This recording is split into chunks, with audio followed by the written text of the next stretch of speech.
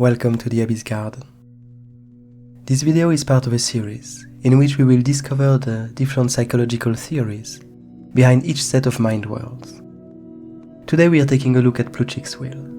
We will discuss the theory itself, its deep ramifications in the field of biology, and also its mirroring of the evolution of species. Once this initial grasp is established, we will then go on to discover the ways in which we went on to turn PLUTCHIK'S wheel into not only the first set of cards for mind worlds, but also the core of the gameplay system itself. What is PLUTCHIK'S wheel? Robert Plutchik, who gave his name to this wheel, was an American psychologist born in 1927. In his lifetime, he published several hundred research papers, among which stands the pioneering work that he conducted in the field of emotions. PLUTCHIK'S wheel is the most well-known representation of the long-held beliefs that he carried throughout his career. The idea that all emotions emerge from a very small set of primary ones, that each of them is devoted to ensure the survival of their holders. Branching off the works of Darwin, Descartes and Aristotle, Robert Plutchik suggested 10 postulates that still stand to this day as one of the most coherent explanations of the emergence and evolution of emotions. I will give you a short rundown of these postulates, translating them along the way into more of a normal language. The first of these postulates states that emotions exist in all creatures, not only humans. The second one states that emotions evolved along species, that they changed and branched out with our needs. Third, emotions ensure our survival. They are a tool for us to experience and react to the world. Fourth, similar emotions exist in different species. This means that whether it be joy, rage or surprise, all these emotions can be found in the very different creatures. Fifth, there is a finite amount of primary emotions. Robert Plutchik narrowed it down to 8 singular ones. 6. Every other emotion is a mix of primary ones. The most well-known example of this is love, which combines the primary emotions of trust and joy. 7. Emotions are not tangible items. They are not a visible phenomenon, but rather behaviors which emerge from complex inner mechanisms. 8. Primary emotions are arranged in pairs of opposites, the simplest example of which being joy and sadness. 9. Emotions are more or less similar to one another. The closer they are, and the more they have in common. Terror, for example, will have a lot in common with surprise, but very little with disgust. And finally, 10. Emotions can be more or less intense. This last one is fairly intuitive. An intense joy will lead you to ecstasy, while a very mild one will be perceived as serenity. These 10 postulates have long been considered to be the missing bridge between the field of biology and psychology, a concise hypothesis as to what leads us to feel what we feel. Once combined, Plutchik's 10 points leads us to a very elegant classification system. Plutchik's wheel allows us to grasp in seconds a few of these key postulates. Every petal that you see in the wheel is a primary emotion. These petals are then divided into parts, representing their levels of intensity. Furthermore, their position relative to one another informs us about their similarities and opposites. If we take the upper petal as an example, we see it divided into 3 levels: serenity, joy and ecstasy.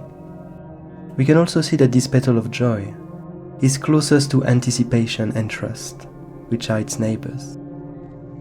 And finally, we are able to deduce that its opposite is the down petal, which is represented by sadness.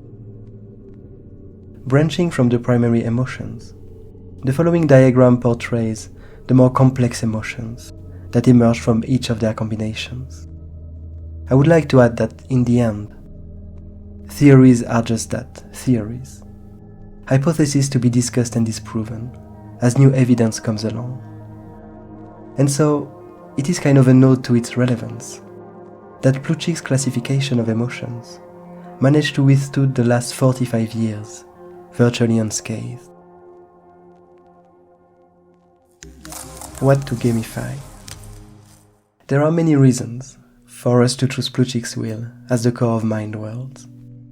The field of psychology is one that centers around the study of the mind and all the behaviors that emerge from it. In this context, emotions and their mechanisms appear at virtually every corner. They are like an underlying tapestry onto which every psychological theory spreads. For a game like ours, using PLUTCHIK'S theory ensured that we would always be able to connect one set's theory to the next, no matter in which field they emerged or how diverse their views are. Now that it has been said, let's take a look at each part of the classification of emotions we chose to gamify. The theory itself is filled with patterns and relationships, which make for a great pool of new gameplay ideas to emerge. But not wanting to overcomplicate our core mechanics, we decided to focus on 3 parts of PLUTCHIK theory. The first one is the primary emotions. Each card would embody one of them, and its effects would reflect its survival needs. In a card game jargon, you can think of these emotions as factions. Just like joy makes you behave differently than fear, a card embodying joy would have access to very different effects than a card embodying fear. This part went on to define the types of cards that you can play in mind worlds. The second part that we decided to tackle is the level of intensity of each emotion. Each card would be more or less intense, its effects would be more or less strong, and its ability to be played would diminish accordingly. In a card game jargon, this mechanic can be thought of as the rarity of a card. Just like ecstasy is a very powerful and unusual emotion, a card embodying it would possess really powerful effects, and would be thus quite hard to play. This part defined the requirement system of mind worlds. The more intense a card is, and the more complex it requires the mind to be.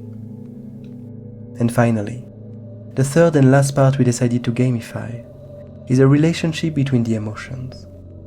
Each card would become stronger when surrounded by the emotions it cares most about.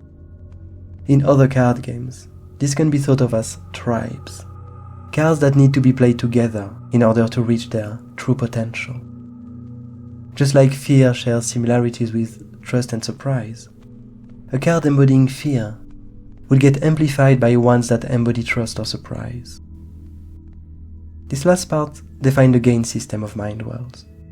The more cards complement the ones you play, and the greater your reward will become. Together, these 3 elements of PLUTCHIK theory form the backbone of the game's experience. Until this point, the basics of mind worlds already existed. We had the mind, a play area in which player cards would land.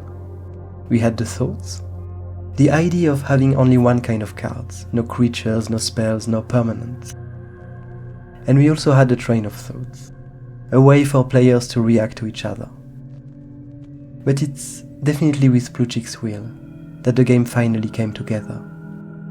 All that was left to do at this point was to turn these nebulous ideas into a whole set of cards with unique mechanics. From theory to mechanics. I'm gonna ask you to bear with me for this one.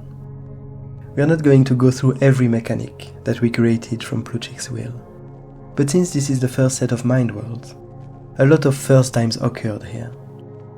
We will start by brushing over the primary emotions and their intensity. Using the wonderful world of math, we established that we wanted to make 10 cards per emotion, 5 of which would be chill cards that are easy to play and don't require a lot of things to happen. 3 of these 10 cards would be strong, which would more often than not require the mind to be in a certain state. And the 2 remaining ones would be intense, really powerful cards that would require a specific combination of thoughts to be in the mind in order to be played.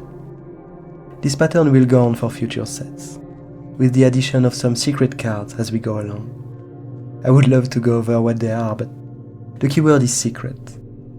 What I can allude to is the fact that we've only used primary emotions so far, and there are many more that could lend themselves nicely to unique effects. Another key element brought by PLUTCHIK'S theory, and one that will stick with us as every new set gets created, is the relationship between emotions. This has been used as the de facto win condition of mind worlds. Every emotion is able to gain you influence, and this amount is directly linked to the state of the mind. There are 4 main relationships. The first one is self. Ecstasy and grief are both emotions that care only about themselves, and thus, the more of them you have in the mind, and the greater rewards they will bring you. The second is friends. Admiration and loathing both care about their neighboring emotions. This forces them to work with others in order to gather influence. The third type of relationship is tribe. Terror and rage care not only about themselves, but also about their neighbors. This allows them to branch out into more effects while staying stable. And finally, the fourth and last one is chosen. Both amazement and vigilance care about the color of your choice. This makes them really versatile, but disincentivizes diversity. Each of these relationships were designed to offer a unique gameplay and deck building experience. They provide the players with interesting constraints to work around and lead to unexpected combinations.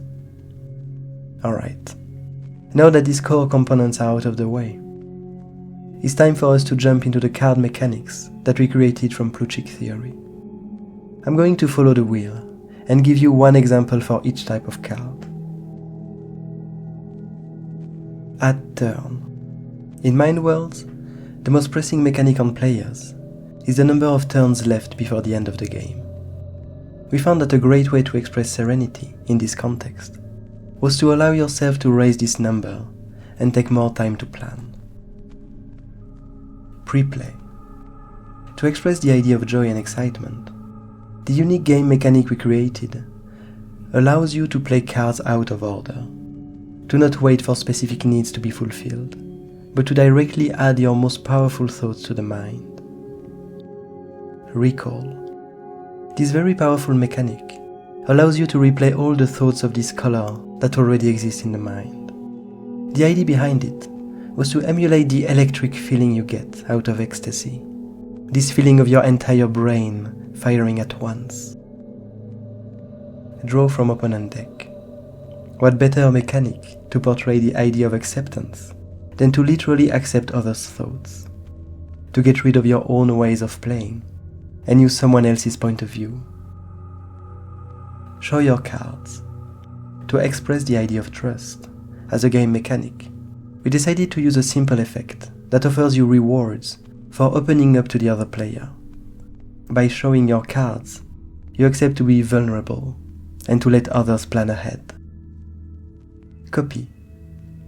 Admiration was to us better embodied by the will to mimic others.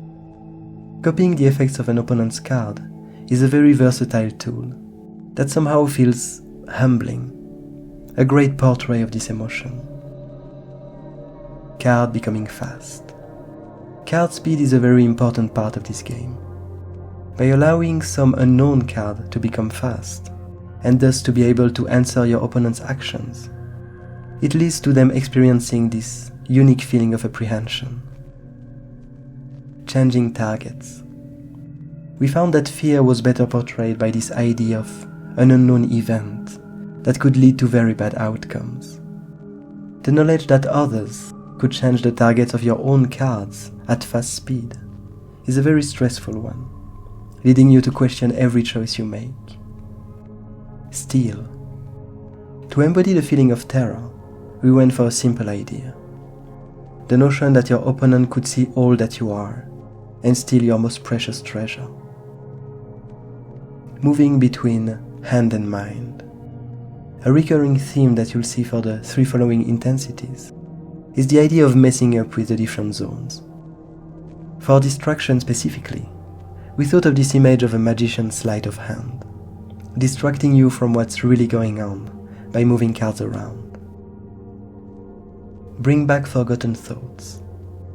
Surprise follows up on a similar idea, returning cards to play that were meant to be gone, while making others disappear.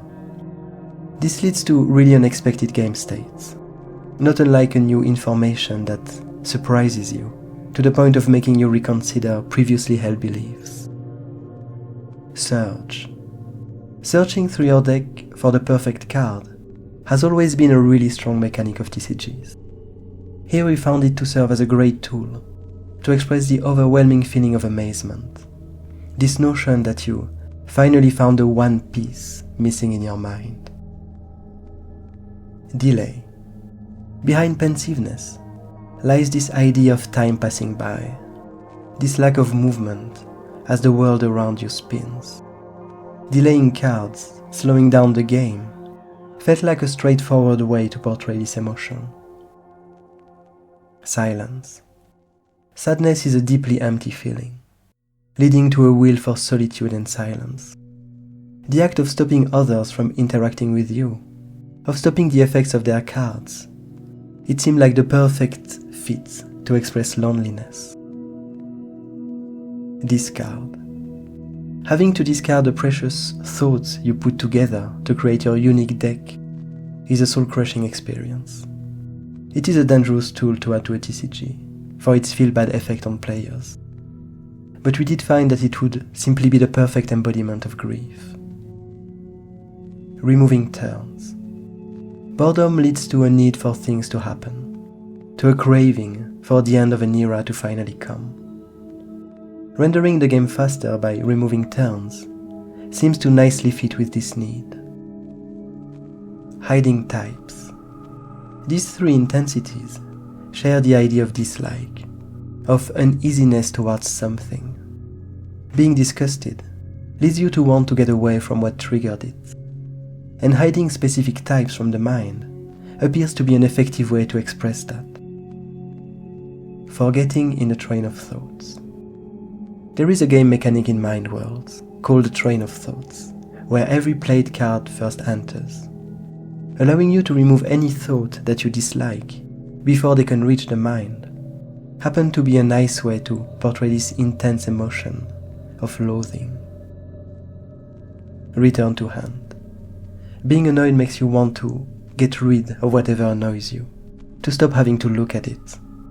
Forcing the other player to return thoughts to their hand fits quite well with this idea.